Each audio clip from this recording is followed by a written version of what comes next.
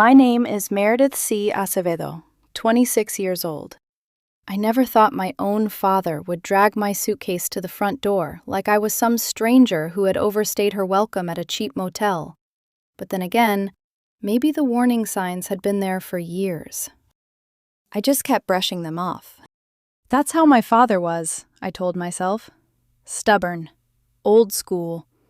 A man who did not know how to express emotion unless it came out sounding like disappointment. And because I had spent my whole life translating his sharp edges into something softer, I kept forgiving things that were never actually apologies. Until 3 weeks ago, I was living in the guest room of the house I grew up in. Emphasis on was. I did not move back home because I had failed at life. I was not partying every night, refusing to work, or draining my parents' bank account while lying on the couch. I had a job, remote freelance web development. It was not always predictable, but it paid my bills, and when clients were steady, it paid well. When my old lease ended and the rent nearly doubled overnight, my parents suggested I move back home for a little while. I did not really want to. I knew returning to my childhood bedroom in my mid-20s would be complicated, especially with my father, but Mom made it sound gentle. Just 6 months, she said. Save money, breathe a little, then find your footing. At first, it almost felt normal. Mom cooked dinner and asked me to sit with her while she watched those dramatic medical shows where every patient had a secret and every surgeon looked like a model. Dad stayed reserved but civil. We had an unspoken truce. I stayed out of his way, and he stayed out of mine. It worked until it did not. The first time I felt something shift was during Sunday lunch.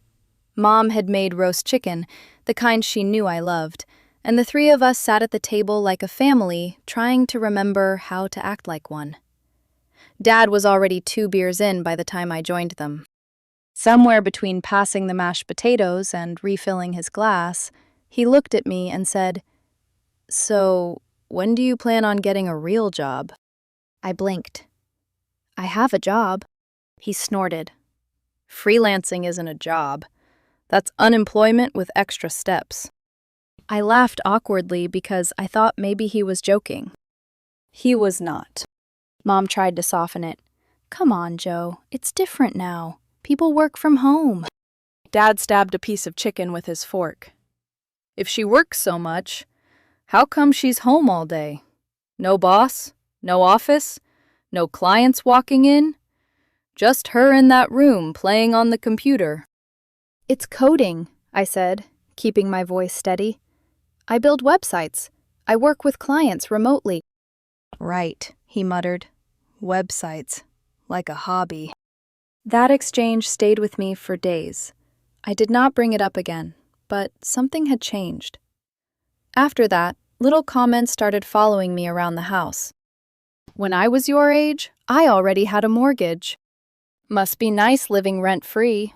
Some of us had to learn responsibility the hard way. I tried to laugh them off, but every joke left a lump in my throat. It is strange how quickly you can start feeling like a guest in the place where your baby pictures are still hanging in the hallway. Mom saw it. I know she did. She would give me those tight, sad smiles and change the subject whenever Dad's tone turned cruel. But she never defended me directly. Not really. She had spent too many years treating peace like a fragile glass bowl, and I was expected to keep helping her carry it. Then came the comment that truly stung. I had just finished a major client project, a full e-commerce redesign that took 3 weeks and paid better than most people assumed freelancing could. I mentioned it over breakfast, not bragging, just proud. Dad took a sip of coffee and said, "Maybe now you can start paying your way around here." I looked at him. "I buy groceries. I help Mom around the house. I fix the router every time it breaks." "That's not paying your way," he said. "That's being a decent house guest." House guest. The word hit harder than it should have. I was not his daughter in that moment. I was someone occupying space.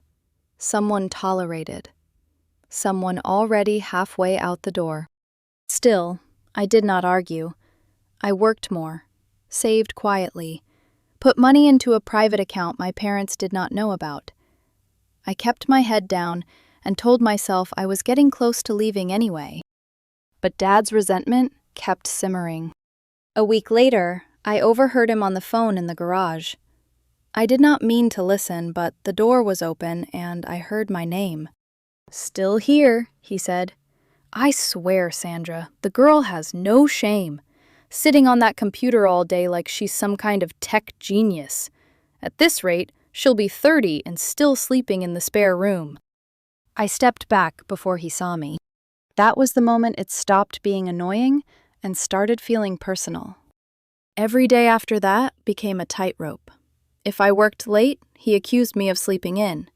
If I left a dish in the sink for 5 minutes, he muttered about servants.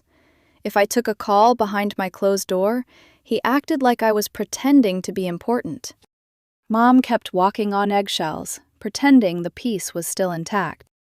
But the peace had already shattered. She just did not want to hear the glass. The breaking point came on a Thursday afternoon, while I was on a video call with a client. Not just any client either, a big one. The kind of client who could turn into a 6-month retainer if the meeting went well. I had my headphones in, notes open, camera on, voice steady. For once, I felt like the version of myself my father refused to see. Focused, professional, capable. Then my bedroom door flew open. Dad stepped in without knocking. "Hey," he barked. "You didn't take the trash out." My stomach dropped. I muted myself quickly and glanced at the screen. The client was still talking, unaware that my father was standing 2 feet from me like an angry landlord. "I'm in a meeting," I whispered. "You've been in here all day." "I'll do it after the call." He scoffed. "You can't walk 10 feet to do a basic chore?" "I'm working." "Oh, working?" His voice rose just enough that I saw one of the clients pause on screen. "Must be nice to play tech support from your bedroom and call it a career." Heat crawled up my neck. I wanted to disappear.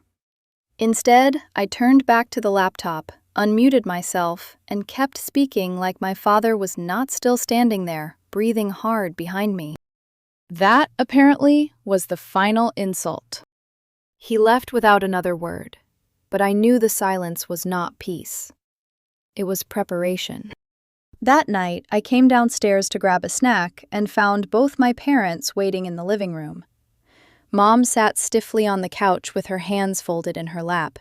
Dad stood near the front door, arms crossed. My duffel bag was on the floor beside him. My backpack, too.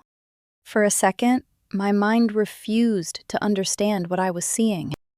"What's going on?" I asked, though I already knew. Dad's jaw tightened. "You're nothing but a freeloader."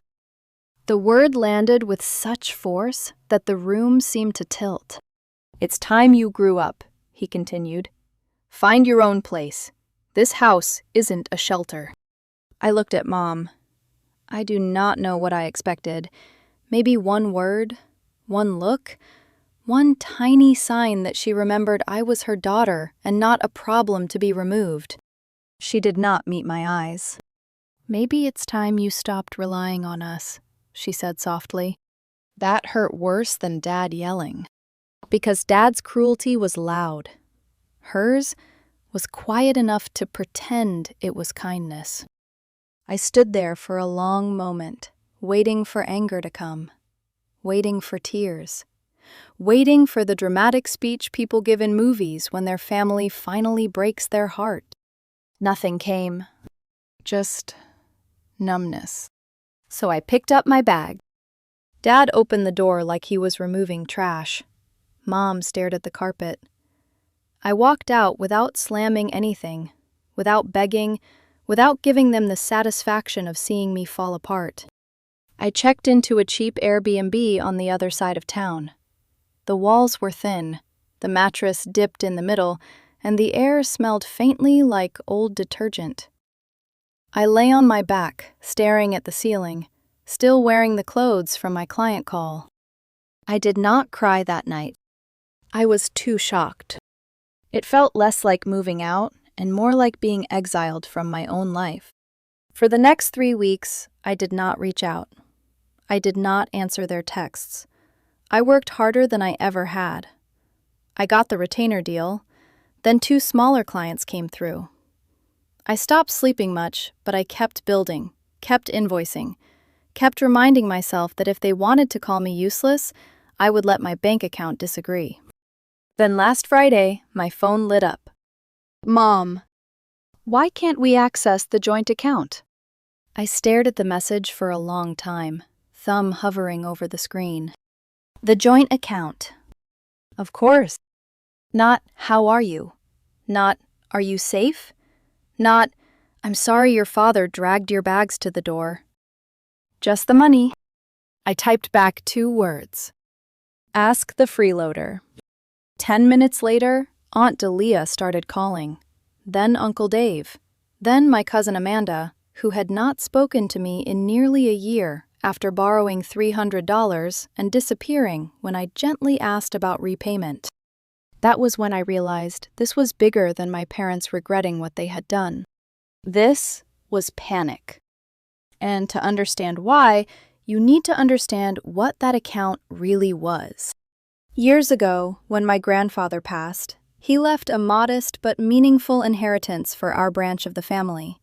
Not millions, but enough to matter.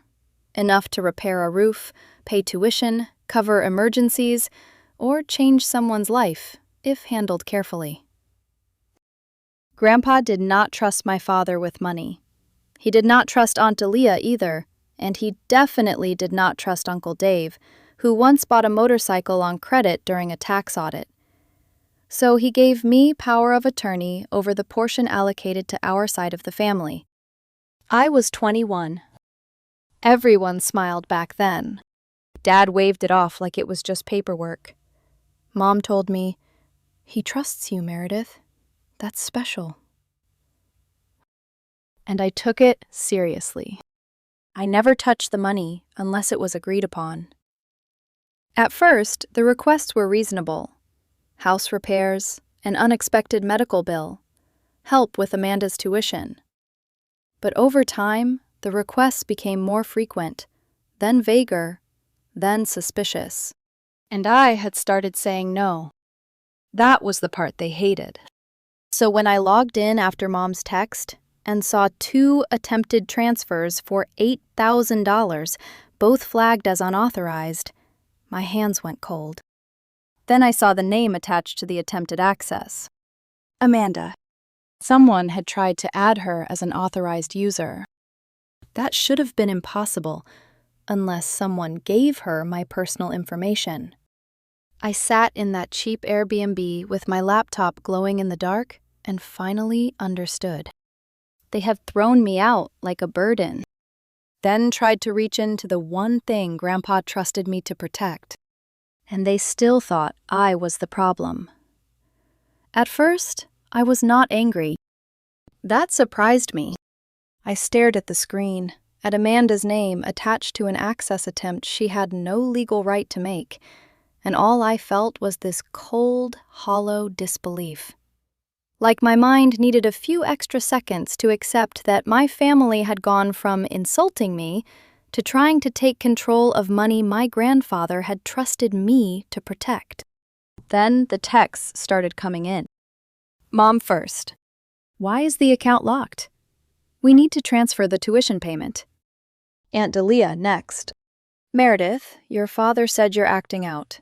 Please don't be vindictive. Dad. Don't ignore your family. This money belongs to all of us. Then Amanda. I'm just trying to finish school, you selfish witch. I sat on the edge of the Airbnb bed with my phone in one hand and my laptop open in front of me, feeling like someone had pulled the last curtain down. There was no misunderstanding anymore, no room for benefit of the doubt. They had kicked me out, called me a freeloader, and then, within weeks, tried to reach into an account they could not access without me. Then Mom sent the message that snapped the last thread. I know your father can be harsh sometimes, but you're acting like a child. You're punishing everyone just because we asked you to grow up. That money isn't yours. That money isn't yours. I almost laughed. Not because it was funny, but because it was so perfectly backward. They were right in one way. The money was not mine to spend freely. It was not theirs either. It belonged to the purpose Grandpa created when he left it in my care. And for years, I had been the only one treating that seriously. Growing up, I had always been the responsible one, the quiet one, the one who cleaned up after arguments and remembered birthdays and offered help before anyone had to ask. Amanda was the golden child, the one who was always trying her best, even when trying her best looked a lot like wrecking cars, losing scholarships, overdrafting accounts, and forgetting anyone else existed until she needed saving. When Amanda missed my birthday dinner 2 years in a row, Mom told me not to hold grudges. When Amanda blew through money and needed rent, Dad called it a rough patch. But when I said no, when I hesitated, when I asked for accountability, suddenly I was cold. 2 months before they threw me out, Amanda had shown up at the house in tears because her landlord was threatening eviction. She had overdrafted her checking account again. Mom did not ask where the money went. Dad did not lecture her about growing up. They turned to me. Meredith, Dad said, like it was already settled. Can you help your cousin out this month? I looked at Amanda. She was scrolling on her phone, not even pretending to be embarrassed.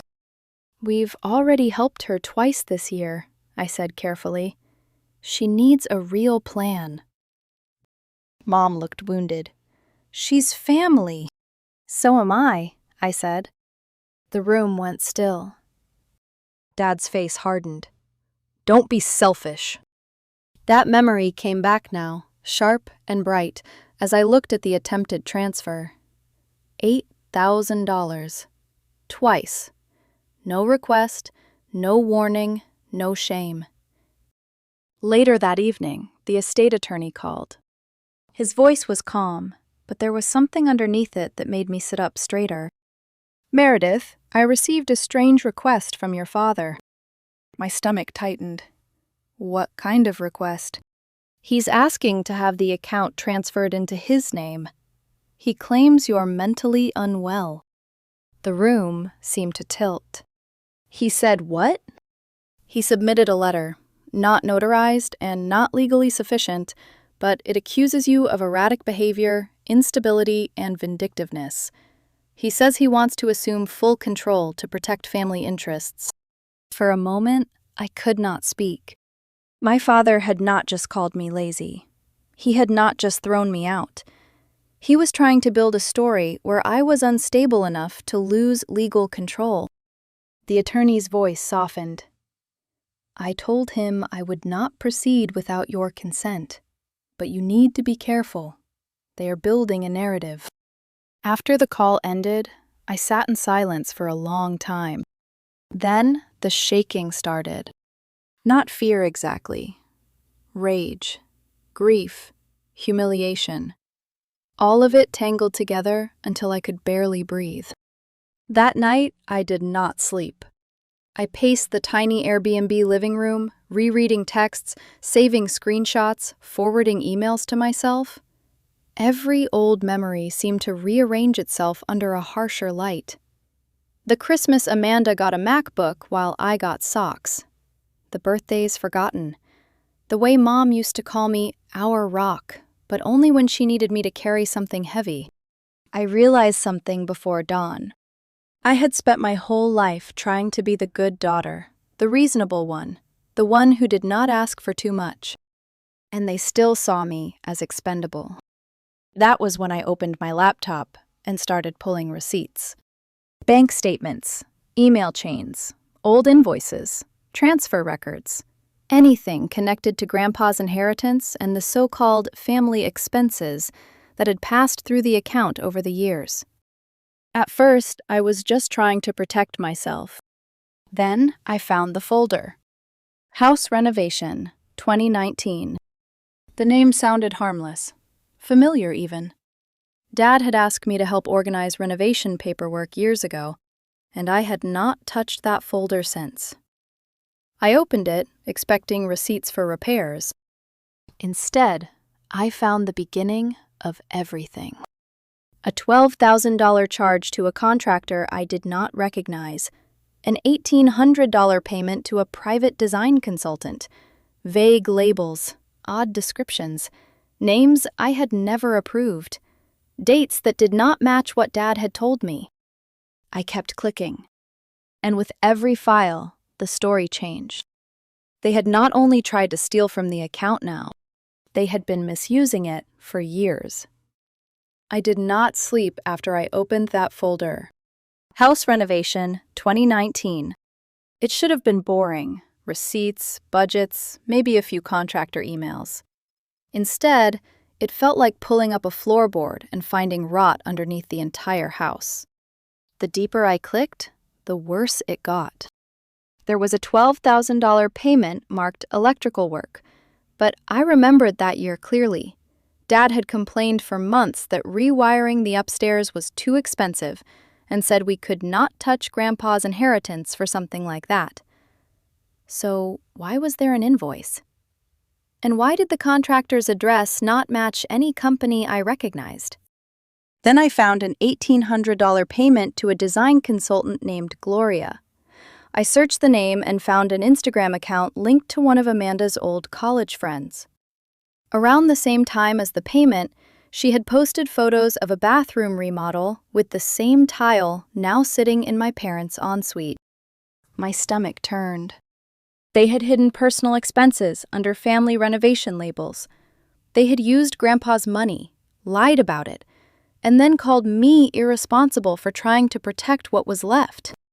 For a while, I just sat there in the Airbnb, staring at the screen while rain hit the window in hard silver lines. Every memory felt contaminated. Mom telling me Grandpa trusted me, Dad calling me a freeloader, Amanda acting like the account was hers to raid. All of them had known more than they admitted. I thought about Grandpa then, his quiet voice, the way he used to listen without interrupting, the way he once told me, "Steady people save families from themselves." At the time, I thought he meant it as a compliment. Now I wondered if it had been a warning. The next morning, I got up early, showered, and put on real clothes for the first time in days. I took my laptop to a small cafe where nobody knew me and opened a blank document titled Rebuild. Not Revenge. Rebuild. I made a list. Review every financial record. Build a timeline. Track unauthorized payments. Contact the estate attorney. Freeze account access permanently. Find a real apartment. Create a separate business account. Build an emergency fund no one could touch. Each line felt like pulling one brick out of the wall they had built around me. The first week was brutal. Aunt Delia called so often, I started recognizing the rhythm of her missed calls. Amanda sent a voice note, fake crying about how I was ruining her future. I deleted it before finishing. Mom finally left a voicemail too, soft and tired. "Meredith, please, this isn't you. You're better than this." I listened once. "No, Mom," I thought, "this is exactly me. You just never liked what I looked like when I stopped being useful." By the second week, life started shifting. I found a studio apartment on the other side of town. Small, quiet, with a narrow balcony that caught the afternoon sun. I paid the deposit myself. No family help, no invisible strings. No one's name near mine. Then I opened a business bank account and filed paperwork for my LLC, Stonebeam Digital. The name came from something Grandpa used to say. Even light needs something solid to travel across. The first steady client came through 3 days later. Then another. A consulting firm wanted long-term web development support, and for the first time in months, someone looked at my work and saw skill instead of laziness. They did not care that I worked from home. They cared that I delivered. Still, my parents did not apologize. They sent a certified letter. I was unpacking dishes in my new apartment when the envelope slid under the door. Cream-colored, formal. My father's handwriting on the front. Inside was a printed letter, cold and stiff, saying my recent actions had caused family stress, that my parents were entitled to continued access to the family funds, and that I should transfer decision-making authority to Aunt Delia as a neutral third party. Neutral. I laughed once, dry and humorless. Then I scanned the letter and sent it to the estate attorney along with the files I had gathered. He called 20 minutes later. "This is exactly what we needed," he said. "I'm beginning proceedings to lock down the account and open a formal inquiry into misuse." My hand trembled as I held the phone, but I was not scared anymore. I was steady. For the first time in my life, I was not trying to keep peace. I was building my own. Then, 1 week later, an alert came through. Joint account activity. The account was supposed to be frozen. I opened the app and saw a name I did not expect. Uncle Dave. Somehow, he had tried to reopen access using fake credentials. I stared at his name until the screen dimmed. That was when I understood this was not just my parents. It was not just Amanda. It was the whole family system, circling the money like wolves around something they thought belonged to them. And they had made one mistake. They trusted me to organize everything, which meant I had the receipts. All of them. I did not react right away when Uncle Dave's name appeared on the account alert. I just stared at it. His full name, his email, the login location from the same city where he lived. No clever disguise, no sophisticated plan. Just another relative assuming the rules would bend if enough people pushed at once. That was the moment I stopped thinking of this as a family fight. This was coordination. For money, they had no right to touch. I sat in my half-unpacked studio apartment, with cardboard boxes still stacked against the wall and the smell of fresh paint lingering in the air. My bed frame was not even assembled yet. My dishes were still wrapped in newspaper. But suddenly, none of that mattered. They had called me unstable. They had called me selfish. They had thrown me out, tried to take control of the inheritance, and now they were circling through side doors because the front one had finally locked. So I stopped defending myself quietly. I started preparing precisely. For 3 days, I dug through everything. Old emails, bank records, cloud backups, contractor invoices, tuition requests, renovation spreadsheets, screenshots, messages. Every lie had a file. Every excuse had a date.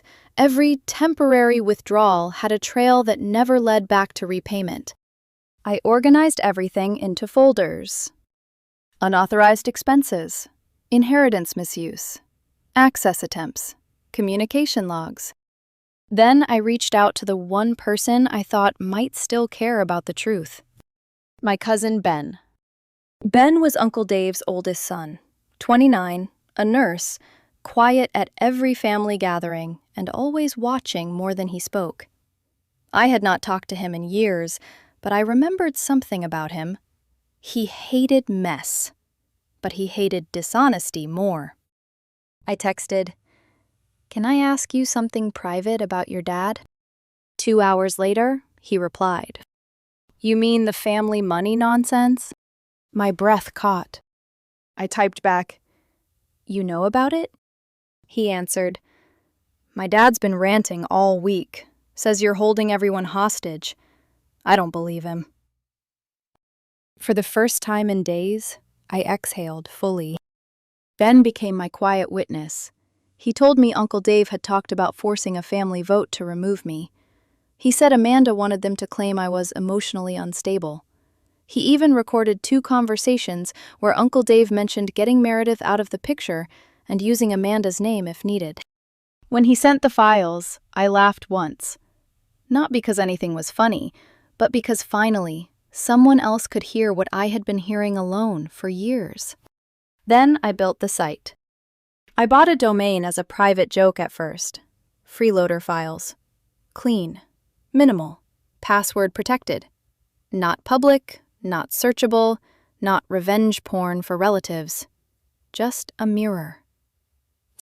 I uploaded everything.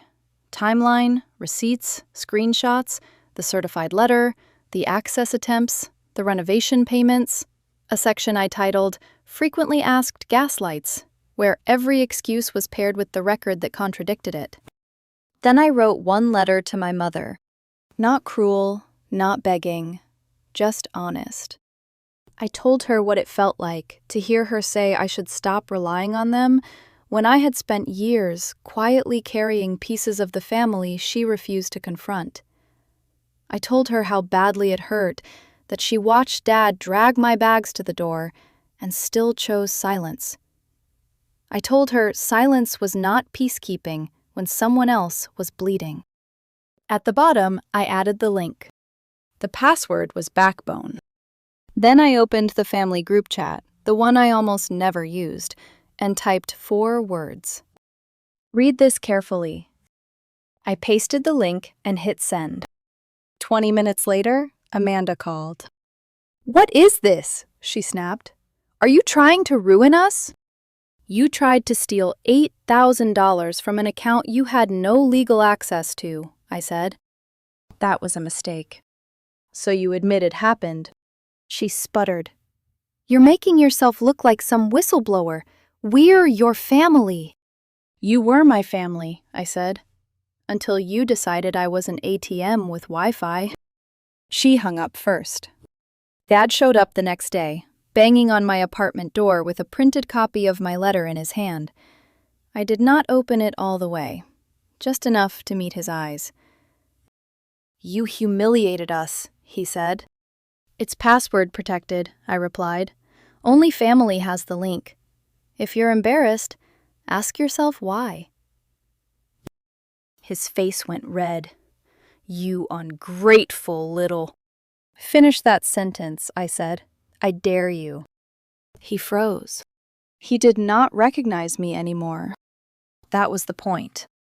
"You do not get to call me a freeloader after misusing thousands behind my back," I said. "You do not get to throw me out and then ask for access. You do not scare me anymore." He left without another word. Aunt Delia tried one last legal move, emailing the estate attorney to demand my removal. He replied with the evidence Ben and I had provided: the unauthorized requests, the recordings, the timeline, and a warning that her own actions might require further scrutiny. 2 hours later, she blocked me everywhere. Then Mom called. I let it go to voicemail. When I listened later, her voice sounded smaller than I had ever heard it. "Meredith, I read the letter. I didn't know all of it. Or maybe I did and didn't want to admit it. Your father has always been difficult, and I thought staying quiet kept things from exploding. But I see now silence was part of the explosion. I'm sorry. Not just for what he did, for what I didn't stop." I saved the voicemail for one day. Then I deleted it. Because forgiveness is not one message, it is changed behavior over time. A month later, the audit finished. Grandpa's will had a clause no one had bothered to respect. If misuse was discovered, the estate could be restructured under the descendant proven to be most responsible. That descendant was me. I did not gloat, I did not post, I did not send smug texts. I transferred everything into a secure trust and removed every name that had treated Grandpa's legacy like a personal wallet. I did wire Ben enough to wipe out his student loans. He tried to refuse. "It's not a reward," I told him. "It's justice with interest." 6 months later, I attended Thanksgiving at my grandmother's request. The room went quiet when I walked in. Amanda stared at her plate. Uncle Dave muttered hello. Aunt Delia avoided my eyes. Dad said nothing. Mom looked like she wanted to hug me and cry, but I gave her only a small nod. I ate. I laughed at Grandma's stories. I passed the gravy when asked. I was not there to rebuild. I was there to show them I could sit at the table without returning to my old seat. At one point, Amanda whispered, "Are you ever going to let this go?" I smiled politely. "You think I did this to hurt you," I said. "I didn't. I did it to stop you." Then I thanked Grandma for dinner and walked out into the cold evening air. The stars above the driveway were sharp and clear. I stood there for a moment, breathing in the quiet, realizing I had not destroyed my family over money. I had exposed what money revealed. And if anyone ever asks why I blew up everything over a joint account, I will tell them the truth. Sometimes peace has to be protected by receipts.